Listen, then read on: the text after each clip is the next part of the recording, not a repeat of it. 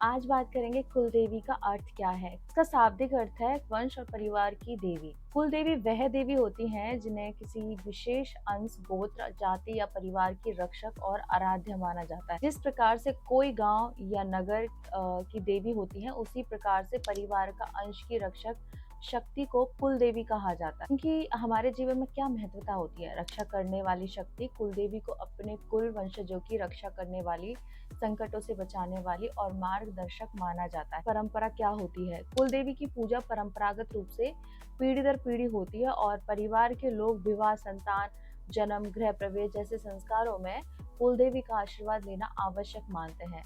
इसका आध्यात्मिक संबंध क्या है?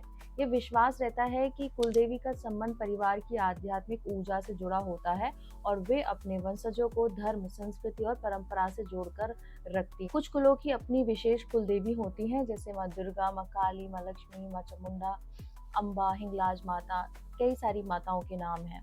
अलग अलग क्षेत्र और जातियों में कुल देवी के नाम और रूप अलग अलग हो सकते हैं, लेकिन उनका उद्देश्य समान होता है, कुल की रक्षा और उन्नति। कुल देवी परिवार वंश की रक्षक शक्ति आराध्य देवी होती हैं, जिनकी पूजा करना वंशजों का कर्तव्य और परंपरा माना जाता है। हर इंसान की कुल देवी जरूरी नहीं कि हो। क्यों कुछ परिवारों की कुल देवी होती हैं? ज्यादातर आपने देखा होगा कि बहुत सारी परिवारों की कुल देवी होती हैं।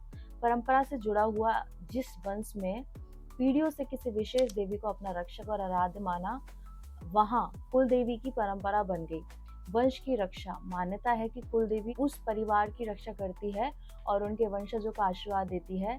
संस्कार और अनुष्ठान, शांति, संतान जन्म, गृह प्रवेश जैसे संस्कारों में कुल देवी की पूजा अनिवार्य मानी जाती है। क्यों सबकी कुल देवी नहीं होती? कुछ परिवारों ने अपने पूर्वजों से परंपरा नहीं अपनाई, कुछ परिवार अलग अलग क्षेत्रों या धर्मों में बट गए, इसलिए वहां ग्राम देवी या इष्ट देव की पूजा होती है, कुल देवी की नहीं। आजकल लोग अपनी कुल देवी को पहचान ही नहीं पाते क्योंकि परंपरा या जानकारी समय के साथ टूट गई। तो विकल्प क्या है इसके बारे में? जिनके पास कुल देवी की परंपरा नहीं होती, वे इष्ट देवी देवता की पूजा करते हैं। इष्ट देव वही होते हैं जिन्हें आप अपने हृदय से मानते हैं और जिनसे आपका विशेष संबंध महसूस होता है। हर परिवार की कुल देवी जरूरी नहीं होती, लेकिन जिनकी परंपरा है उन्हें कुल देवी की पूजा करनी चाहिए। बाकी लोग अपने इष्ट देव या ग्राम देवता की पूजा करते हैं। वंश रक्षक शक्ति, पुराने समय में हर वंश, गोत्र या परिवार को अपनी रक्षा और उन्नति के लिए एक दिव्य शक्ति की आवश्यकता होती थी। कुल देवी का रूप दिया गया। परंपरा और संस्कार बनाए रखने के लिए हर कुल की अपनी परंपरा, नियम और रीति रिवाज होते थे। कुल देवी को मानने से परिवार के लोग अपनी जड़ों और संस्कारों से जुड़े रहते। संकट से रक्षा, युद्ध, बीमारी, अकाल या आपदा के समय लोग मानते थे कि कुल देवी ही उन्हें बचाती है, इसलिए देवी को धन, संतान, सुरक्षा की संरक्षिका माना गया।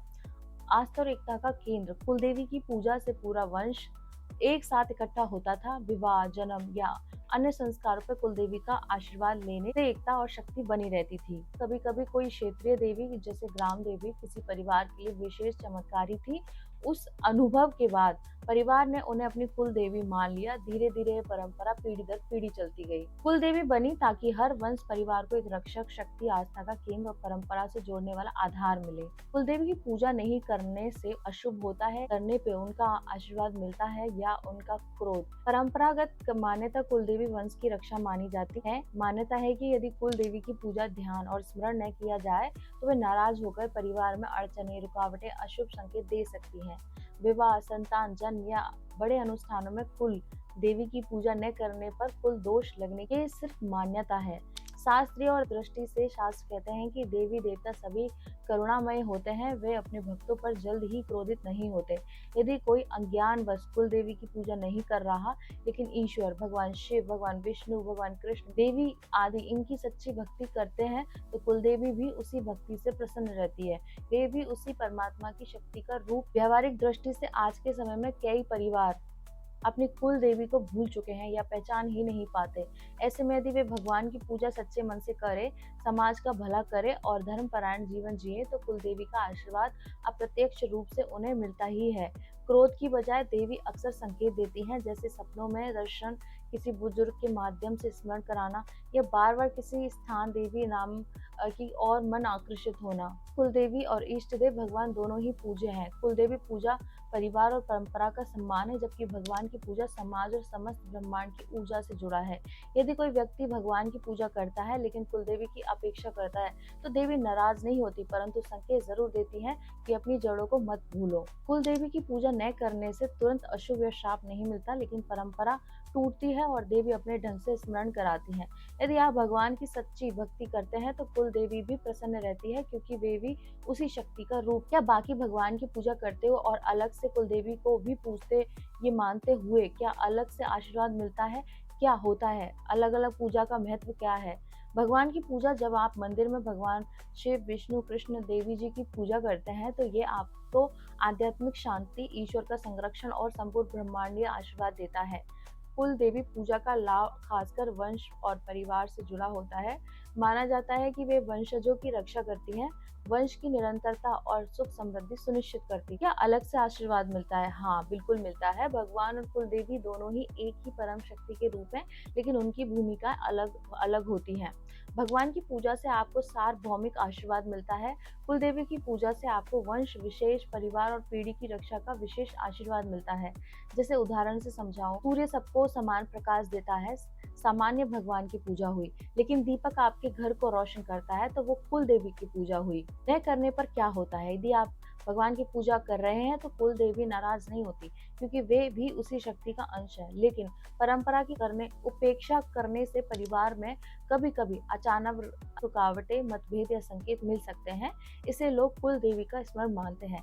यदि आप दोनों को मानते हैं तो संतुलन बनता है और जीवन में स्थिरता व सामूहिक आशीर्वाद मिलता है। भगवान की पूजा से आध्यात्मिक सार्वभौमिक आशीर्वाद मिलता है। कुल देवी की पूजा से परिवार और वंश का संरक्षण व विशेष आशीर्वाद मिलता है।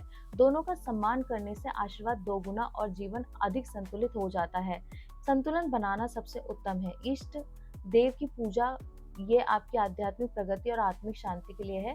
कुलदेवी की पूजा ये वंश, परिवार और परंपरा की रक्षा करती है। यदि आप दोनों का सम्मान करते हैं तो जीवन में आध्यात्मिक और पारिवारिक दोनों आशीर्वाद मिलते हैं। व्यावहारिक रूप से क्या करें? दैनिक पूजा में अपने इष्ट देव भगवान शिव, विष्णु, कृष्ण, माता की भक्ति करें। विशेष अवसरों पर कुल देवी, जैसे विवाह, संतान जन्म, गृह प्रवेश, पितृपक्ष जैसे नवरात्रि के अवसर, इस समय कुल देवी की पूजा, स्मरण या कम से कम नमन अवश्य करें। अगर विस्तृत अनुष्ठान संभव न हो तो कुल देवी का नाम लेकर एक दीपक जलाना, कभी कभी उनका भोग, सदा प्रसाद, दूध, फल, मिठाई अर्पित करना, मन ही मन स्मरण करना, हे कुल देवी हमारे परिवार की रक्षा करें। परिणाम क्या होगा? भगवान की पूजा से आपका आत्मिक उत्थान होगा। कुल देवी की पूजा से आपका परिवार सुरक्षित और परंपरा मजबूत रहेगी। दोनों से आपको अलग अलग स्तर पर आशीर्वाद मिलेगा और जीवन अधिक संतुलित रहेगा। तो बात है कि सबसे सही यही है कि आप दैनिक भक्ति अपने इष्ट भगवान को करें और विशेष अवसरों पर कुल देवी का स्मरण या पूजा भी जरूर करें। इससे न तो परंपरा टूटेगी, न ही देवी नाराज होंगी, बल्कि दोनों ही कृपा एक साथ मिलेगी। हमारी कुल देवी या कुल देवता कौन है? इसका उत्तर मैं आपको परंपरा, परिवार और आध्यात्मिक तरीके से बताती हूँ। सबसे पहले अपने बुजुर्ग, दादी, नानी, पापा, चाचा, इनसे पूछे। अक्सर विवाह, संतान जन्म के समय कुल देवी की पूजा होती है। वही देवी देवता कुल आराध्य माने जाते हैं। कई बार कुल देवी का मंदिर गांव या पुश्तैनी स्थान पर होता है। परंपरा है कि शादी से पहले दुल्हन को कुल देवी के मंदिर ले जाकर उनका आशीर्वाद लिया जाता है। यदि आपके घर में या परिवार में विवाह के समय किसी विशेष देवी की पूजा अनिवार्य है तो वह ही आपकी कुल देवी मानी जाती है। गोत्र और क्षेत्र से कुल देवी देवताओं को विशिष्ट गोत्र या जाति से जुड़ी होती हैं। जैसे राजपूतों में कुल देवी चामुंडा, नागेड़ चिया माता, करणी माता ऐसे होती है। ब्राह्मणों में दुर्गा माँ, लक्ष्मी माँ, काली माँ, अन्नपूर्णा माँ। अन्य जातियों में जैसे क्षेत्रों में अलग अलग परंपराएं होती हैं। आध्यात्मिक और स्वप्न संकेत, यदि आप कुल देवी को नहीं जानते तो वे कभी कभी सपनों में दर्शन देती हैं। अचानक किसी विशेष देवी के मंदिर में खिंचाव महसूस होना, मन में बार बार उनका नाम या रूप आना, यह भी संकेत हो सकते हैं। यदि फिर भी न पता चले तो क्या करें? तब आप अपने इष्ट देव, देवी देवता की पूजा करें। नवरात्रि, दीपावली या विशेष पर्व पर सभी शक्तियों का सामूहिक स्मरण करें। इससे कुल देवी भी प्रसन्न रहती है। अब जानते हैं पूजा कैसे करनी चाहिए और देवी देवताओं से आध्यात्मिक व सामाजिक जुड़ाव कैसे बने ताकि वह प्रसन्न रहे। पूजा कैसे करनी चाहिए, पहले ये बात करते हैं। स्वच्छता, सबसे पहले स्नान करें और पूजा स्थान को साफ करें। दीपक घी या तेल का जलाएं। तांबे या पीतल के लोटे से थोड़ा जल चढ़ाएं। ताजे फूल और सादा प्रसाद, फल, मिश्री, गुड़ या दूध अर्पित करें। अपने देवी देवता कुल देवी का नाम जपे। अगर मंत्र न हो तो ओम नमः या जय माता दी भी पर्याप्त। सच्चे मन से आशीर्वाद मांगे, हे देवी देवता हमारे परिवार व समाज की रक्षा करें और हमें धर्म पर चलने की शक्ति। पूजा लंबी न हो तो भी चलेगा, नियत और श्रद्धा सबसे बड़ा नियम। आध्यात्मिक जुड़ाव कैसे करें? ध्यान, रोज 5 से 10 मिनट अपनी मूर्ति या चित्र के सामने बैठकर मौन ध्यान करें। देवी देवता के भजन गाए या सुने। पूजा का समय रोज लगभग एक ही रखें, सुबह और शाम, ताकि मन स्वतः ही जुड़ने। सामाजिक जुड़ाव कैसे करें? सदाचार देवी देवताओं को प्रसन्न करने का सबसे बड़ा मार्ग है। अच्छे कर्म, सेवा, परिवार, समाज और जरूरतमंदों की मदद करें। त्योहार और पर्व, नवरात्रि, जन्माष्टमी, शिवरात्रि, दीपावली जैसे पर्वों पर सामूहिक पूजा में भाग ले। वंश परंपरा का सम्मान, जैसे कुल देवी कुल देवता का स्मरण करके अपनी जड़ों से जुड़े रहे। परिणाम क्या होगा? आध्यात्मिक दृष्टि से मन शांति पाएगा, आत्मविश्वास और आंतरिक शक्ति बढ़ेगी। सामाजिक दृष्टि से परिवार और समाज में आपका मान सम्मान और संबंध मजबूत होंगे। देवी देवता प्रसन्न होकर जीवन में सुरक्षा, संपन्नता और संतुलन का आशीर्वाद देंगे। तो सबसे सही यही है कि आप दैनिक रूप से सरल पूजा करें, आध्यात्मिक रूप से ध्यान और नाम स्मरण करें और सामाजिक रूप से सेवा और परंपरा का सम्मान करें। यही त्रिवेणी आपको देवी देवताओं का स्थायी आशीर्वाद दिलाएगा। 5 मिनट की मैं एक सरल पूजा का आपको एक विधि बताती हूँ, आप क्या कर सकते हैं। सबसे पहले स्नान या हाथ मुंह धोकर बैठ जाएं। पूजा स्थान साफ करें। एक दीपक घी या तेल का या अगरबत्ती दूर रख सकते हैं। दीपक और जल अर्पण करके दीपक जलाएं। जल का अर्पण करें छोटा लोटा या कटोरी से। कोई भी ताजा फूल चढ़ाएं। प्रसाद के रूप में फल, मिश्री या थोड़ा सा दूध, पानी अर्पित करें। यदि कुल देवी देवता का नाम पता है तो उनका स्मरण करें, अगर पता नहीं है तो ये मंत्र बोले, ओम सर्वदेव्य नमः, ओम सर्वदेवता नमः। साथ ही अपने इष्ट देव शिव, विष्णु, कृष्ण, माँ दुर्गा का नाम भी जप कर सकते हैं। हाथ जोड़कर प्रार्थना करें, हे ईश्वर, हे कुल देवी देवता, कृपा करें कि हमारा परिवार सुरक्षित रहे, धर्म पर स्थिर रहे और समाज में भलाई कर सके। आध्यात्मिक और सामाजिक जुड़ाव कैसे रखें? आध्यात्मिक जुड़ाव में ध्यान, जब भक्ति से मन शुद्ध होता है। सामाजिक जुड़ाव, पूजा के बाद परिवार के साथ प्रसाद बांटे, जरूरतमंदों की मदद करें और त्योहारों पर सामूहिक पूजा में शामिल हो। क्या कुल देवी देवता के मंदिर जाना जरूरी है या केवल याद करना ही पर्याप्त है? और मंदिर जाने से क्या अलग कृपा मिलती है? केवल याद करने का महत्व, शास्त्रों में कहा गया है, भावना ही पूजा है। यदि आप अपने घर या मन से सच्चे भाव से कुल देवी देवता का स्मरण करते हैं तो वे प्रसन्न होते हैं। रोज दीपक, जल, फूल या सिर्फ नाम स्मरण से भी उनका आशीर्वाद मिलता है। मंदिर जाने का महत्व क्या है? मंदिर आध्यात्मिक पूजा का केंद्र होते हैं। वहाँ वर्षों से पूजा, हवन, भजन और श्रद्धा संचित रहती है। जब हम वहाँ जाते हैं तो हमें विशेष ऊर्जा और सकारात्मक कंपन का अनुभव होता है।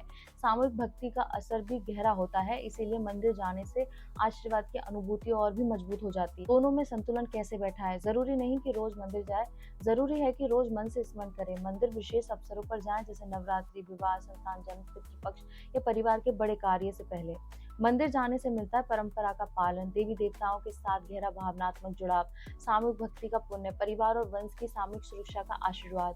तो बात है कि घर पर याद करना और पूजा करना पर्याप्त है, देवी देवता भाव से ही प्रसन्न होते हैं, लेकिन मंदिर जाने से उसकी विशेष ऊर्जा और सामूहिक आशीर्वाद मिलता है, जो घर पर अकेले पूजा करने से थोड़ा अलग और गहरा होता है। इस तरह से मेरी ये जानकारी आपको अच्छी लगी है तो शेयर कीजिए और मेरे साथ बोलिए, ओम नमः पार्वती पतये, हर हर महादेव, शिव शंभो।